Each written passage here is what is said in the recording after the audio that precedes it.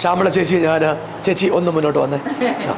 ചേച്ചി ഇവിടെ വരുന്നത് ഒരു ഹൈന്ദവ ബാക്ക്ഗ്രൗണ്ടിൽ നിന്ന് വിശ്വാസത്തിലേക്ക് വന്ന് മക്കളൊക്കെ തള്ളിക്കളഞ്ഞ് എല്ലാവരും ഉപേക്ഷിച്ചാണ് ചേച്ചി ഇവിടെ യേശുവിലേക്ക് വരുന്നത്. ആരും ആശ്രയമില്ലാത്തവർക്ക് ദൈവം നമ്മുടെ കൂടെ ഉണ്ട്. ചേച്ചി ഇതുവരെ നടത്തി. ചേച്ചി പ്രാർത്ഥിച്ചപ്പോൾ പറഞ്ഞ പോലെ വലിയൊരു മന്ദകാലുമായിട്ടാണ് ചേച്ചി ഇവിടെ വരുന്നത്. സുന്ദരിയായ അമ്മേ ഇതുവരെ ദൈവം നടത്തി, ഇതുവരെ ദൈവം കൊണ്ടുവന്നു. അമ്മേ ഇവിടെ വന്നിട്ട് എങ്ങനെയുണ്ട് അമ്മയ്ക്ക്? അതിഭയങ്കരമായ സന്തോഷം മോനെ. ഇതിൽ വലിയൊരു സന്തോഷം ഇല്ല ഈ ലോകത്ത്. അതേപോലെ ഒരു പൊന്നു മോനെ ദൈവം അനുഗ്രഹിച്ച് തന്നേന് ദൈവത്തിന് കോടാനും കോടി നന്ദി പറയുന്നു. അമ്മ ഒത്തിരി സന്തോഷത്തിലാണ്. അമ്മ ഒത്തിരി പ്രാർത്ഥിക്കുകയും ദൈവത്തെ സ്തുതിക്കുകയൊക്കെ ചെയ്യുന്നു. നമുക്ക് ഏറെ സന്തോഷമാണ്. നമ്മുടെ പ്രിയപ്പെട്ട സഹോദരൻ ഇന്ന് ആദ്യമായിട്ട് വന്നാണ്. അദ്ദേഹത്തിൻ്റെ ഫോട്ടോ ഒക്കെ നിങ്ങൾക്ക് അടുത്ത ദിവസം ലൈവിൽ കാണാൻ പറ്റും. അദ്ദേഹം ഒരു 200 പേര് അദ്ദേഹത്തിൻ്റെ അണ്ടറിൽ ജോലി ചെയ്തുകൊണ്ടിരുന്ന ആളാണ്.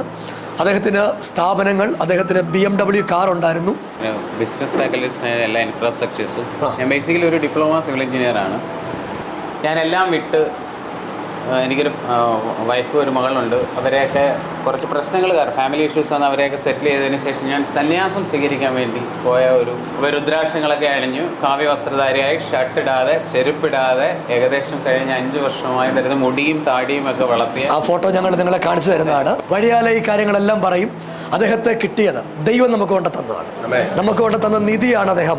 നമ്മൾ അദ്ദേഹത്തെ ഇവിടെ ഓൾഡ് ഏജ് ഹോമിൽ ഇവിടെ നിർത്തും, നമ്മുടെ കൂടെ നിർത്തും, നമ്മുടെ കൂടപ്പറപ്പായി ഈ നമ്മുടെ എല്ലാം സഹോദരങ്ങളായി ഇദ്ദേഹത്തെ നമ്മൾ നിർത്തും. ഒത്തിരി അമ്മമാരുണ്ട് കേട്ടോ, ഒത്തിരി സഹോദരിമാരുണ്ട്. നമ്മളെല്ലാം നമുക്ക് ആദ്യമായിട്ട് കിട്ടുന്നത് പ്രിയപ്പെട്ട ചേച്ചിയും ചേച്ചിയുടെ ഭർത്താവിനെയാണ്. എനിക്ക് പന്തളം പോലീസുകാർ കൊണ്ടുത്തരികയാണ്. എന്നോട് പറഞ്ഞു, പാസ്റ്ററെ ഇങ്ങനൊരു കാര്യമുണ്ട്, ചേച്ചിക്ക് മക്കളില്ല, ചേച്ചി MA വരെ പഠിച്ച ആളാണ്, ടീച്ചറായിട്ട് വർക്ക് ചെയ്തുകൊണ്ടിരുന്ന ആളാണ്, മിടുമിടുക്കിയായിട്ടുള്ള സഹോദരി, ഇഷ്ടം പോലെ പണം ഉണ്ടായിരുന്നു, വീടുണ്ടായിരുന്നു, എല്ലാം നഷ്ടപ്പെട്ട് ബന്ധുക്കൾ എല്ലാം എടുത്ത് അവരെ ഒരു കരിമ്പിൻ ചണ്ടിയായി പന്തളത്തേക്ക് ഉപേക്ഷിച്ച് പോകുമ്പോൾ ജനമന്ത്രി പോലീസ് എന്നെ വിളിച്ചിട്ട് എന്നോട് പറഞ്ഞു, പാസ്റ്ററെ ഇങ്ങനൊരു അമ്മയുണ്ട്, അമ്മയെ പാസ്റ്റർ ഏറ്റെടുക്കും. അമ്മയും അമ്മയുടെ ഭർത്താവും ഉണ്ട്. അമ്മയുടെ ഭർത്താവും ഒരു എഞ്ചിനീയറായിരുന്നു. എല്ലാവരും കൈവിട്ട് അങ്ങനെ അമ്മയെ ഞങ്ങൾ ഏറ്റെടുക്കുകയാണ്. അമ്മ ആരോഗ്യത്തോടെ ദൈവം കരുതി. അമ്മയുടെ ഭർത്താവ് ഇടവഴിയിൽ വെച്ച് മരിച്ചുപോയി. അദ്ദേഹത്തിന് മനോഹരമായ ഒരു ശവസംസ്കാരം നമ്മൾ നൽകി കൊടുത്തു. അങ്ങനെ അമ്മ നമ്മുടെ കൂടെ ഉണ്ട്. ഇപ്പോൾ ബോധത്തിൽ, ആരോഗ്യത്തിൽ ഒക്കെ നമ്മുടെ കൂടെ ഉണ്ട്. ഇതുപോലെ ഒത്തിരി ആളുകൾ നമ്മുടെ കൂടെ ഉണ്ട്. ശ്യാമള ചേച്ചി, ചേച്ചിയുടെ പേര് പറഞ്ഞേ? സരോജിനി അമ്മ. അമ്മയ്ക്ക് മക്കളുണ്ടായിരുന്നു, ഭർത്താവ് ഉണ്ടായിരുന്നു. അവരൊക്കെ ക്യാൻസർ വന്ന് മരിച്ചുപോയി. അമ്മ പന്തളത്ത് താമസിച്ച അമ്മയാണ്. അമ്മ ഇതുപോലെ അവിടുത്തെ വാർഡ് മെമ്പറും ജനമൈത്രി പോലീസും ഒക്കെ നമുക്ക് നൽകി തന്നതാണ്. ഇന്ന് ഒത്തിരി സന്തോഷത്തിലാണ് അമ്മ, അല്ലയോ? ആന്നു, സന്തോഷമുണ്ട്. ദൈവം കൂടെ ഉണ്ട്. അമ്മ സന്തോഷത്തിലാണ്. വന്നേ അമ്മേ. അമ്മയുടെ പേര് പറഞ്ഞേ? ഈ അമ്മ ഇവിടെ വരുമ്പോൾ ഇങ്ങനെ അല്ലായിരുന്നു, ഒട്ടും ആരോഗ്യമില്ലാതെയാണ് അമ്മ ഇവിടെ വന്നത്. അമ്മ ഇതിന് തൊട്ടടുത്ത് താമസിക്കുന്ന ആളാണ്. തിരിച്ചു പോന്നോ അമ്മ? പോന്നില്ല, ഇവിടെ നിന്നാ മതി. അമ്മ അങ്ങനെ തീരെ വയ്യാതെ നടക്കാൻ പറ്റാത്ത ഒരവസ്ഥയിലാണ് നമ്മൾ കൊണ്ടുവരുന്നത്. അമ്മ ആരോഗ്യത്തിൽ ഇപ്പം നമ്മുടെ കൂടെ ഉണ്ട്. സുന്ദരിയായിട്ട് അമ്മച്ചി നമ്മുടെ കൂടെ ഉണ്ട്.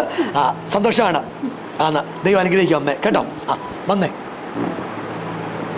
അമ്മയുടെ പേരെന്തുവാ? നവോമി അമ്മ. അമ്മയുടെ ഭർത്താവ് ഇങ്ങോട്ട് വാ. നാണമാണോ അടുത്ത് നിൽക്കാൻ? അടുത്ത് വാ.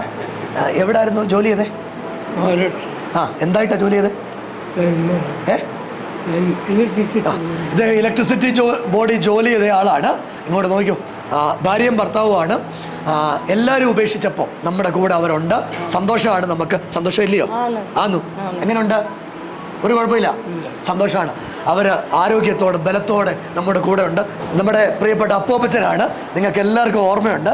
സുരേഷ് ഒരു മിനിറ്റ്, അപ്പോപ്പച്ചൻ്റെ കാര്യം പറയട്ടെ. പിന്നെ അപ്പോപ്പച്ചനാണ്.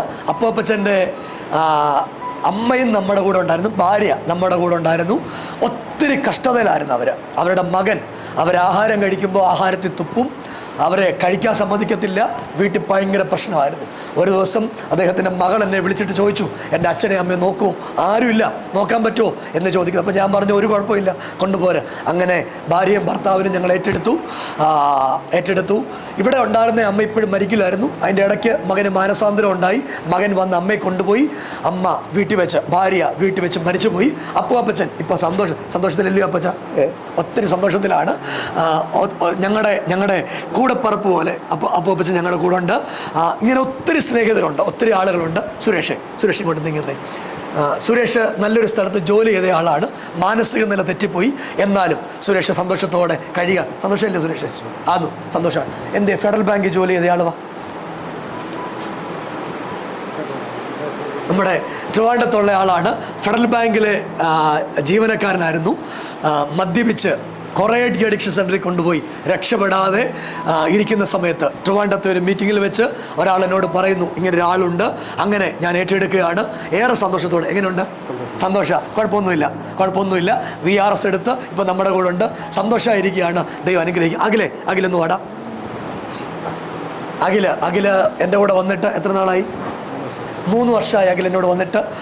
എല്ലാ ലഹരി പദാർത്ഥവും ഉപയോഗിക്കുമായിരുന്നു. കഞ്ചാവൊക്കെ ഉപയോഗിച്ച് അഖിലിൻ്റെ മാനസിക നില തെറ്റിപ്പോയി.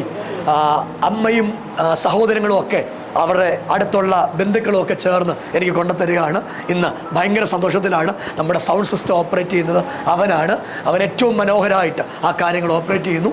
ഒത്തിരി സന്തോഷമായിട്ട് നമ്മുടെ കൂടെ ഉണ്ട്. സന്തോഷമാണ്. ആണോ? യേശുവിനെ കിട്ടി. സന്തോഷമാണ്. ഒത്തിരി സന്തോഷത്തിൽ ആ ചെറുപ്പക്കാരൻ നമ്മുടെ കൂടെ ഉണ്ട്. നമ്മുടെ വാഹനം ഓടിക്കും. അവന് സുബോധമുണ്ട്. നന്നായിട്ട് അവനിരിക്കുകയാണ്. യേശു അവനെ നടത്തുന്നു. മോനെ വാ, നിന്റെ പേര് പറയടാ. ശ്രീകാന്ത് ഉണ്ട്. പേര് കൈലാസ് പ്രസാദ് ഉണ്ട്. ശ്രീജേഷ് ഉണ്ട്. അങ്ങനെ ഒത്തിരി ആളുകൾ നമുക്കുണ്ട്. എല്ലാവരെയും പരിചയപ്പെടുത്താൻ ഈ ഒരു സമയത്ത് കഴിയത്തില്ല. ഇദ്ദേഹം വന്നിട്ട് കുറച്ച് നാളെ ആയിട്ടുള്ളൂ. ആത്മഹത്യക്കൊന്ന് ശ്രമിച്ചാണ്, അല്ലയോ? മരിക്കാനൊന്ന് ശ്രമിച്ചാണ്. മദ്യപാനമായിരുന്നു. ഇപ്പം ഇവിടെ വന്നിട്ട് മദ്യപിച്ചിട്ടൊന്നുമില്ല. ഇപ്പം ടെൻഡൻസി ഒന്നുമില്ല. കുഴപ്പമില്ല. അദ്ദേഹത്തെ നല്ല സന്തോഷത്തിലാണ് നമ്മുടെ കൂടെ ഇരിക്കുന്നു. ഞാൻ എൻ്റെ അടുത്ത് വരുമ്പോൾ കയ്യെ നിറച്ച് ചേടുണ്ടായിരുന്നു. മരിക്കണമെന്നൊരു പ്രതീക്ഷ. എന്തായിരുന്നു മരിക്കാൻ ചെയ്തത്? കയറെടുത്ത് തൂങ്ങാൻ പോയതാണ്. ഇപ്പം മരിക്കാനൊന്നും ആഗ്രഹമില്ല. നമ്മൾ ഇദ്ദേഹത്തുനിന്ന് കല്യാണമൊക്കെ കഴിപ്പിച്ച് സന്തോഷമായിട്ട് ജീവിപ്പിക്കും. ഇപ്പം സന്തോഷമാണ്. ദൈവം നടത്തും. ശോഭിയെ വായോ. ശോഭി ഇപ്പം എത്ര വയസ്സുണ്ട്? 38 വയസ്സുണ്ട് ശോഭിക്ക്. ശോഭി ഒരു മുഴുവൻ മദ്യപാനിയായിരുന്നു. പക്ഷേ ഇവിടെ വന്നിട്ട് ഇപ്പം കുഴപ്പമൊന്നുമില്ല. ഉണ്ടോ? ടെൻഡൻസി ഉണ്ടോ? ഒരു ടെൻഡൻസി ഇല്ല. കുടിക്കുന്നുണ്ടോ ഇപ്പോൾ? ഇല്ല, കുടിക്കുന്നില്ലെന്നാണ് ശോഭി പറയുന്നത്. എനിക്ക് വിശ്വാസമില്ല. എന്നാലും ശോഭി കുഴപ്പമില്ലെന്നാണ് എൻ്റെ തോന്നൽ. ശോഭിക്ക് ഇത്രയും മാറ്റം ദൈവം കൊടുത്തു. ഞാൻ നിങ്ങളെല്ലാം ഒരാളെ പരിചയപ്പെടുത്തുകയാണ്. ഇദ്ദേഹം RSSൻ്റെ മുഖ്യ ശിക്ഷകായിരുന്നു. പണി എന്തുവായിരുന്നു? മറ്റേ സ്പിരിറ്റ് കച്ചവടമായിരുന്നു പണി. അതായിരുന്നു. ഒരു സമാധാനം ഇല്ലാതെ 3 പ്രാവശ്യം ആത്മഹത്യക്ക് വേണ്ടി ശ്രമിച്ച ആ ആള് ഇന്ന് യേശുവിന് വേണ്ടി നിൽക്കുകയാണ്. ജീവിതം എല്ലാം മറിഞ്ഞു മാറി ഇവിടം വരെ ദൈവം നടത്തി. ദൈവം വിശ്വസ്തനാണ്. ഒരാളെയും കൂടെ പരിചയപ്പെടുത്തുകയാണ്. സമയമില്ലാത്തതുകൊണ്ട് ഇനി ഒത്തിരി പേരെ പരിചയപ്പെടുത്താനുണ്ട്. പൂജാരിയെ പരിചയപ്പെടുത്തും. നിങ്ങൾ എന്നെ ഒരു കണ്ടോണം. ഞങ്ങളുടെ മോൻ പേര് പറയടാ. ദീപു ഇടുക്കി സ്വദേശിയാണ്. അവന് ഒരു ഷോപ്പിൽ ജോലി ചെയ്തുകൊണ്ടിരുന്നു. ആ സമയത്ത് ലഹരിയൊക്കെ ഉപയോഗിക്കുമായിരുന്നു. എന്തൊക്കെ ഉപയോഗിക്കുന്നത്? കഞ്ചാവ് ഉപയോഗിക്കുമായിരുന്നു, MDMA ഉപയോഗിക്കുമായിരുന്നു, മദ്യം എല്ലാം ഉണ്ടായിരുന്നു. എത്ര വയസ്സുണ്ട്? 25 വയസ്സുണ്ട്. ഇതെല്ലാം ഉപയോഗിച്ച് ഇങ്ങനെ നടന്നതാണ്. നമ്മുടെ പത്തനംതിട്ട ഒറ്റ യോഗത്തിൽ വന്നാണ്. അന്ന് എന്നോട് ചോദിച്ചു, അച്ഛാ ഞാൻ കൂടെ കൂടിക്കോട്ടെ. അങ്ങനെ ഞാൻ ഏറ്റെടുത്താണ്. ഇപ്പം നമ്മുടെ കൂടെ ഉണ്ട്. ഒത്തിരി മിടുക്കനായിട്ട് നമ്മുടെ കൂടെ ഇരിക്കുന്നു. അവരുടെ വീടിൻ്റെ കാര്യമൊക്കെ സ്നേഹത്തണൽ നോക്കുന്നു. യേശു നോക്കുന്നു. അവരെ നടത്തുന്നു. ഇതാണ് പ്രിയരെ ഈ സ്നേഹത്തണൽ ചെയ്യുന്നത്. ഞങ്ങൾ ചെയ്യുന്നത് ഇതാണ്. യേശു ഞങ്ങളെ ഇതുവരെ നടത്തി. ഈ കാണുന്നതെല്ലാം ഇത് ഞങ്ങളുടെ പ്രതാപത്തിനോ മറ്റൊന്നിനും വേണ്ടിയല്ല. ഞങ്ങളിപ്പോൾ പുതിയ ആളുകളെ ഏറ്റെടുക്കുന്നു. ഇതെല്ലാം ദൈവത്തിൻ്റെ സ്നേഹം കൊണ്ടാണ് ഈ ചെയ്യുന്നതെല്ലാം.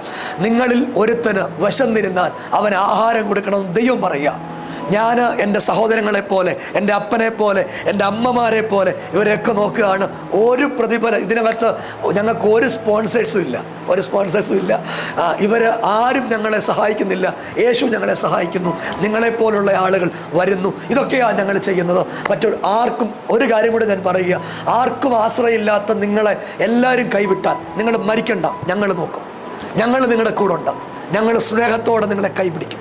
നിങ്ങൾ ഏത് കുഴിയിലാണെങ്കിലും അവിടെ നിങ്ങളെ കയറ്റിക്കൊണ്ടുവരും. ഞങ്ങൾക്ക് ചെയ്യാൻ പറ്റുന്നതെല്ലാം യേശുവിൻ്റെ നാമത്തിൽ ഞങ്ങൾ ചെയ്യും. മാനുഷികമായി എല്ലാം നിങ്ങൾക്ക് വേണ്ടി ചെയ്യും. നിങ്ങൾ ഏത് ജാതിയാണെങ്കിലും ഏത് മതമാണെങ്കിലും മനുഷ്യനാണെങ്കിൽ ഞങ്ങൾ നിങ്ങളെ ചേർത്ത് പിടിക്കും. മനുഷ്യനായി ഞങ്ങൾ നിങ്ങളുടെ കൂടെ കാണും. എന്നും സ്നേഹത്തണൽ നിങ്ങളുടെ കൂടെയുണ്ട്. സ്നേഹത്തണൽ ഈ ദൈവദാസന്മാരും ഇവിടുത്തെ ആളുകളും നിങ്ങളുടെ കൂടെയുണ്ട്. അതിന് ദൈവം നിങ്ങളെ സഹായിക്കട്ടെ.